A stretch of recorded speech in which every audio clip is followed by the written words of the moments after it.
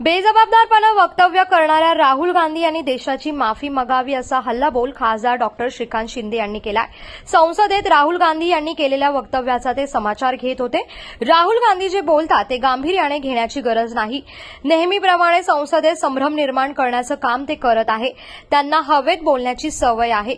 महाराष्ट्राच्या निवडणुकीबाबत त्यांच्याकडे जर कागदपत्रे असतील तर त्यांनी ती सभागृहाच्या पटलावर ठेवायला हवीत आणि सिद्ध करायला हवं।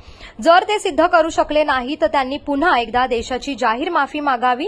सभागृहात बोलताना राहुल गांधी यांनी विरोधी पक्षनेते पदाची प्रतिष्ठा राखली जाईल याची काळजी घ्यावी। दिवसेंदिवस एकच भाषा ते वापरत आहे। येत्या काळात विरोधी पक्षनेते पदाची प्रतिष्ठा वाढवण्यासाठी त्यांना शिकण्याची गरज आहे असा टोला देखील त्यांनी लगावला आहे। कोकणासह परिसरातील ताज्या घडामोडींसाठी सागर डिजिटलला सबस्क्राईब करा आणि नोटिफिकेशनसाठी बेल आयकॉनवर प्रेस करा।